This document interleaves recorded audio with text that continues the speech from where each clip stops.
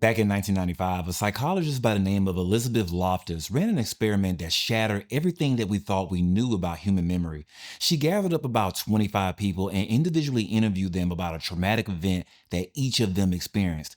Being lost in a shopping mall when they were small children, separated from their parents, crying, scared, but inevitably rescued by a kind, elderly stranger. But the discovery that shook the scientific community to the core was that those shopping mall incidents never actually happened to any of them. Yeah, none of the participants actually experienced this childhood event. You see, Miss Loftus was running an experiment on the phenomenon of false memory. She worked with the family members of the participants to present this false childhood event into their minds, then interviewed each of them multiple times, gently reinforcing the fabricated story. 1 in 4 people started remembering the false event vividly, not just believing it, remembering it, every single detail of the event that didn't actually happen. As a matter of fact, they added details Loftus never even mentioned when she planted the false memory in the first place. The color of the elderly stranger's coat, how the mall smelled that day, the specific feeling of panic when they realized they were separated from their parents. These weren't lies in the mind of the volunteers. These people genuinely remembered something that never happened. Their brains constructed the full sensory experience of the event from pure suggestion alone. Human memory, as it turns out, is shockingly unreliable. But here's where the latent superpower of yours is going to emerge today. We assume that our memories are absolute, that our minds record these life-shaping events with 110% accuracy. But human memory doesn't exactly work in that manner. Instead of a camera that's always recording, always on, your memory of the past works more like a Wikipedia page. You can change it, alter it, edit it at any time, but so can other people if you're not aware of it. This is why Miss Loftus' experiment was groundbreaking, and this is why the technique I'm reintroducing to you will radically change the way you manifest any and everything in your life moving forward.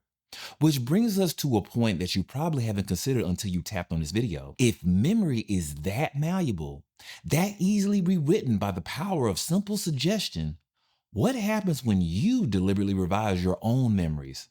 Not lying to yourself, but to fundamentally change your relationship with your own past. Because what our modern society is naive about today when it comes to memory and how it shapes reality is that there is only one moment that exists, and that's right now.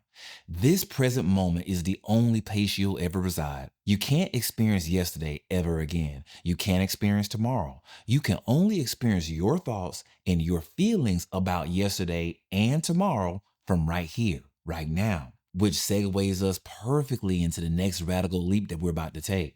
Your present feelings about the past literally changes the past. Not theoretically, not spiritually, not as some faint possibility. Every time you shift who you are today, you rearrange the elements of your past to match who you already decided to be. Same events, different meanings, different past, brighter future.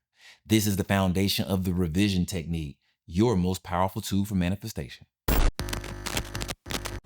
So when I was a kid in the 1980s, Back to the Future was one of my favorite movies to watch over and over again with my sister every weekend. The sequel disappointed me just a little bit as an adult because the year 2015 looked nothing like this. But I digress. There's this iconic photograph scene where Marty McFly watches himself and his siblings literally fade from a family photo as he accidentally prevents his parents from meeting in the past. This photo changes in his hands in real time throughout the movie, reacting to everything he's doing in the past while it's actually in the present. Anyway, later in the film, after Marty helps his parents get together at the dance, he returns to his original timeline of 1985 and discovers his entire family has changed. His dad is confident and successful instead of being meek and a little bit simpish. His mom is fit and happy. His siblings are intact.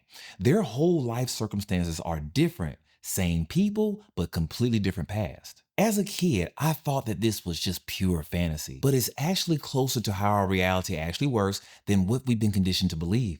Your present moment is constantly rewriting your past. And this is exactly where the revision technique enters into the picture.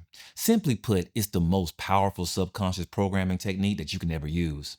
It's consciously altering past experiences in your imagination to produce new outcomes in the present.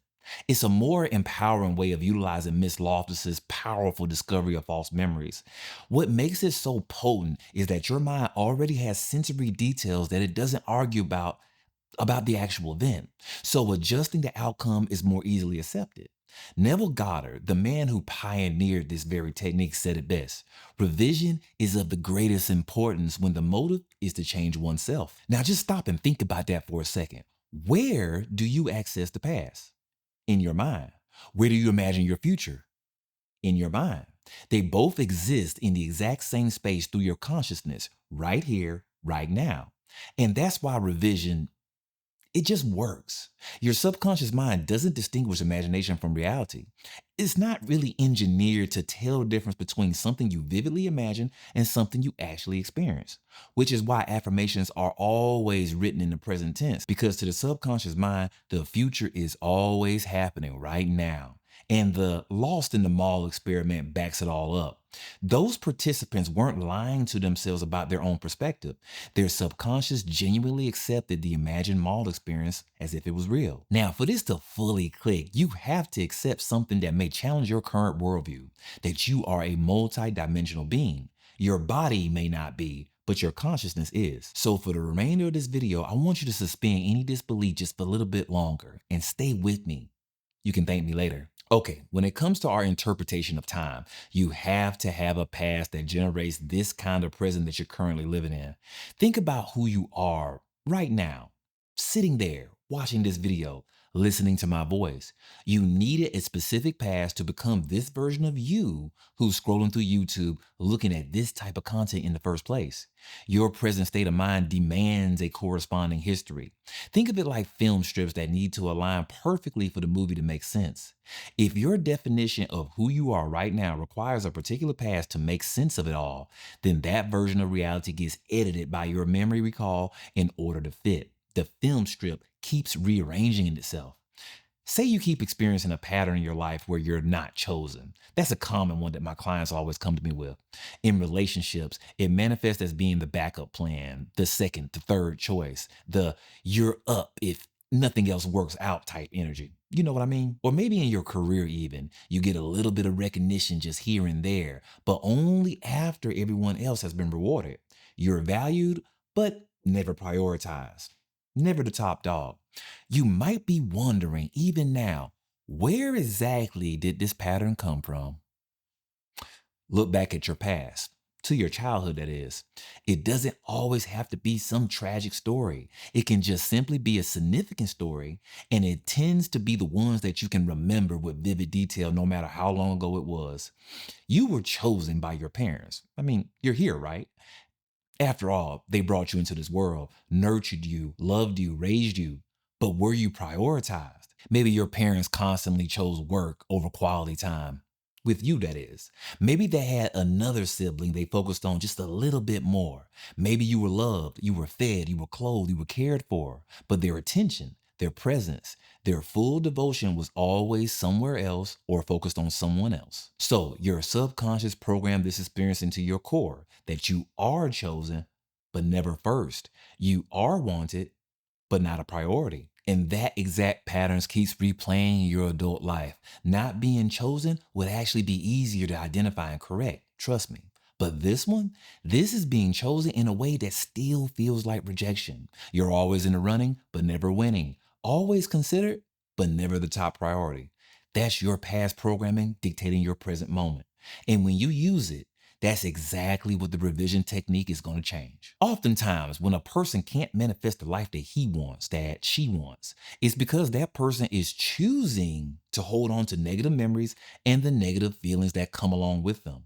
Every single day, with the faith of a Dallas Cowboys fan at the beginning of every football season, human beings tend to psych themselves out, thinking that holding on to bitterness, holding on to resentment, and a pinch of revenge fantasy will protect us from being hurt again. In reality, it just keeps on attracting those same experiences over and over again until you break the loop with forgiveness. Yes, forgiveness.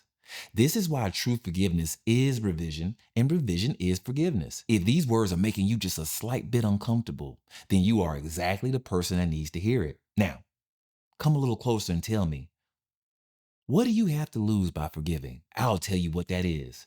You stand to lose the victimhood mentality that's been blocking your biggest manifestations. And since that'll be soon deleted, the universe will stop reflecting victim status right back to you. Revision is the correction of the past by rewriting these scenes with love and success instead of resentment and failure. And no, you're not pretending that it didn't happen. We're not being delusional here. You're changing what it means to you and your future path. So tell me what's really happening inside your brain when you think you're remembering something. Like I said, memory isn't a static recording. It's dynamic, it's fluid, it's ever changing. Every single time you revisit a memory, your brain edits it just a little bit, just slightly. Neuroscientists have proven something remarkable through what's called memory reconsolidation.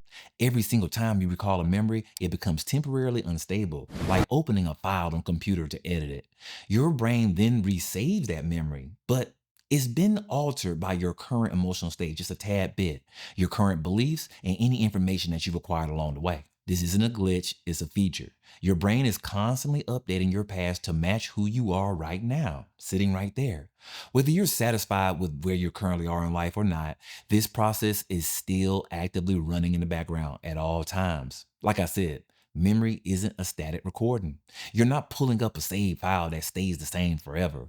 You're reconstructing the memory in real time. And in that reconstruction, details are going to shift around a little bit. The baseline emotions that you feel daily right now color how you remember what happened then, and your current beliefs reshape the meaning of the past events as well. That argument with your wife or your girlfriend that you had 6 months ago, you remember it differently now than you did the day it happened, or even a couple of hours after it happened. And you will continue to remember it differently a year from now, 2 years from now, 3 years from now, so on and so forth. You may have even created some of the elements of your past without even realizing it, filling in the gaps where they were, smoothing over details, adding emphasis where there wasn't any before. Metaphysically speaking, you're always living from a remember identity that reboots every single morning that you wake up. Who you think you are is based entirely on the story you tell yourself about your past. And when you change the story, you change the identity.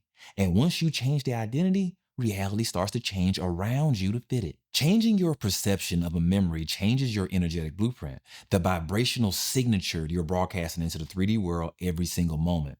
So revision isn't some woo-woo pretending exercise to feel good. It's not going to be fake it till you make it or lying to yourself to feel a little bit better. It's assuming a new version of reality before it actually materializes. I know a lot of my viewers are connected and rediscovering themselves through therapy, and this is what therapy is initially intended to do. Was it not? To change your perception of your past so you can have a brighter future. Wasn't that the point of it all? But you have the power to do this on your own every single night that you lay your head down to sleep, if you choose to. Because once you assume something emotionally, once you feel it as if it's real in your body and in your mind, it becomes your dominant vibration. And that dominant vibration is what begins to reorganize your entire 3D life. So back to our friend, our little example of somebody who's never chosen. Their subconscious blueprint hums with the frequency of being a non-priority. Every single interaction, every opportunity, every relationship gets filtered through that signal. They don't consciously create being a second choice. Their subconscious blueprint does it automatically. But the moment they revise those negative childhood memories, the moment they reimagine their parents choosing them first, prioritizing them, looking at them with full presence, full love, their blueprint shifts. So let's bring it back. Let's recall the fact that you are a multidimensional being in a human experience. We're not debating that fact anymore, are we? So to drive this point home, let's rev up the engine of your imagination in real time. Imagine your life as a vast railway system, thousands of tracks running parallel to each other, stretching out infinitely in every direction. Each track represents a different possibility, a different version of your life story. Every decision that you make, every emotional reaction you have, places you on a specific track. Did you get angry at an email? You're on one track. Responded with a calm attitude. That's a different track. You felt rejected by a comment you got on social media and you overreacted. That's one track too. Felt grateful for something or someone and you expressed it? Yet another track. This continues on and on into infinity. But for the sake of this discussion, let's just contain infinity to the choices you made over the last several months, okay? These tracks run so close together that you don't always notice when you've switched over to another.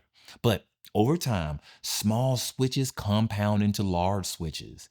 You end up miles and miles away from where you should have been, wondering just how you got there, how you got to your current reality. Revision is how you shift which track your consciousness rides on, and when you find yourself on a rail that's not to your liking, you can change it. When you revise a memory, when you go back and reimagine that childhood moment where you weren't chosen first, and you feel the warmth of being prioritized, truly seen, deeply loved, you're not changing the past, you're changing the outcome of the past. You're moving the track to where the revised version was always true. Now, don't worry about eliminating the entire event. You're not trying to become Thanos here with the Infinity Gauntlet. You're just changing the outcome, not trying to wipe the whole star system out of existence on a Tuesday night. Because the universe simply cannot contradict you. It's in the code, it's in the framework. Remember, according to the principle of correspondence, it has to inevitably give you back what you are. It's not judging you, it's not testing you, it's simply reacting to you. It's giving feedback in real time. It's mirroring you with absolute precision, and it's waiting for you to decide who you are. Most people keep referring to their current circumstances and their past to determine who they truly are in the present moment. They're stuck in that negative loop, looking backward to define themselves, then wondering why their future looks exactly like their past. But when you shift your focus to think like the future version of you, the one you want to be, the one who always is prioritized, always wealthy, always happy, the one who always comes out on top, and you revise your past to reflect that identity, the magic starts to happen. You'll start living your life in the present in the same exact mindset. Not as an act, not as pretending, not as a charade, but as the natural expression of who you now know yourself to be. Subconsciously, that is. Now, the new version of you with this new past, that now exists. You're just shifting your awareness onto that timeline. And once you're on that track, everything downstream from there changes. The relationships waiting for you are just a little bit different, or a lot different. Old and new. The opportunities that show up feel different. Even the way people respond to you starts to bend to your new identity because you're broadcasted from a completely different frequency now. You don't have to rack your mind trying to figure out how to rewrite history. You're simply selecting which history you're living from. See the difference? Now that you know what you're doing, here's how to do it. Now, before sleep, replay a specific event you wish had gone a little bit differently. Focus on the small, emotionally charged moment, the one that still stings a little bit when you think about it. You're not trying to rewrite your entire childhood or your whole relationship in this example, though. We're going to build up to that. We're going to build that manifestation muscle first. So pick one moment, one negative remark, one bad conversation, one experience that carries a lot of negative emotional weight. This is the moment you're going to revise. Visualize the event unfolding exactly how it actually happened from a first person perspective up until the moment of disappointment. Then change that moment to what you would have preferred to experience. If you were rejected by an offer that you made, for example, imagine the conversation going the exact same way, the same setting, the same words, the same clothes, the same energy, but this time the answer is yes instead of no. Remember, the subconscious only understands a good story without needing to memorize the whole screenplay or the whole script. You don't need to revise every single detail of the days, of the weeks leading up to that very moment. Focus on the moment of disappointment itself, the feelings, the sensory details, what you were wearing, what you heard, what you saw, the emotional tone of it all. It should be only about 7 to 10 seconds or so. Now, with this new version, feel the relief, feel the satisfaction, feel the rightness of the new outcome. Immerse yourself completely in those details. Loop this revised scene in your mind until the new version feels natural and believable. This is the same feeling you get when you have a good meal, nice and satiated. When you trigger a physical reaction, like a smile, a laugh, a grin, a feeling in your chest, a feeling in your stomach, you've activated that new timeline. Emotion is what impresses your subconscious the most. If you're just mechanically replaying images with no feeling, nothing's going to really change to a degree that you'll be satisfied with. But when you feel it, when your body responds as if it's happening right now, that's when you quantum leap into a different timeline. That's when the file gets resaved. And remember this, do this from a first person perspective. Like I said before, I'm going to keep on jumping up and down that trampoline. If you are a third person world warrior and you want to waste your time trying to prove it works in that way, then have at it. Good luck to you. But the first person way is the way of the winners.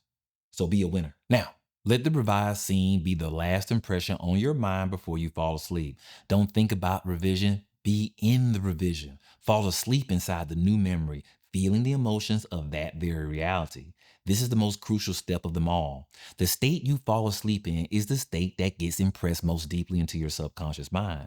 Your conscious mind goes offline when you're sleeping, and the subconscious takes over for the next 6 to 8 hours.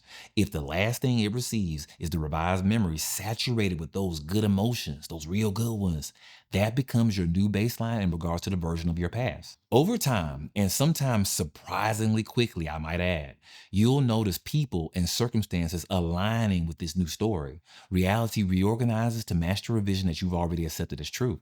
But here's where things can go off the rails a little bit if you don't activate emotional discipline.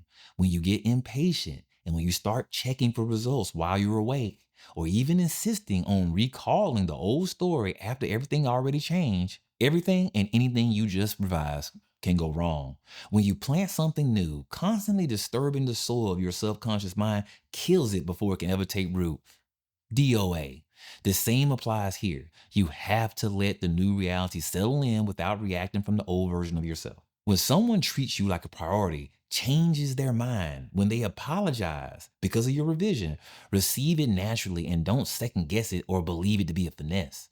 That reaction comes from the old track, the old you, the old version, and it pulls you right back there, right back into that timeline. Act like you've been here already because you have. Now, you already know I wouldn't be teaching you something that I didn't use in my own life. So I'll use myself as an example. A couple of years ago, I found the home I'm living in right now, this one you always see me recording in. I went through this entire process, the entire process to try to secure this place. I made an offer, it was accepted, and I was told that the unit was mine. I was already mentally moved in. Then a few days later, unbeknownst to me, I received an email stating my offer was rejected and the property had been sold off to somebody else. I was devastated. I was mad. I was pissed off. But I didn't sit in that devastation and I didn't call anyone to complain about it.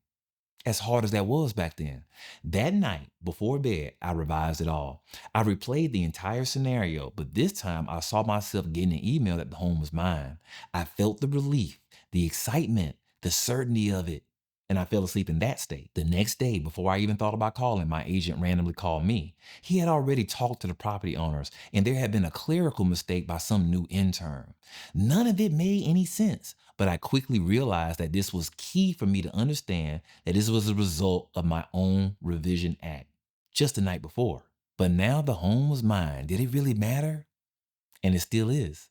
I went on to sign the documents just a day or two later. Now, you could call that coincidence. You could just brush it off. You could choose to be pessimistic and rationalize it a dozen different ways. But this is the truth, and you have nothing to lose but by testing it for yourself. This is just one small example. I've used revision on everything: my marriage, my childhood memories, my entire military career. And every time reality bent to match the revision, I accepted as true. But something this powerful isn't meant to be used just every blue moon. No, revision isn't just for traumas or big life regrets. Use it daily.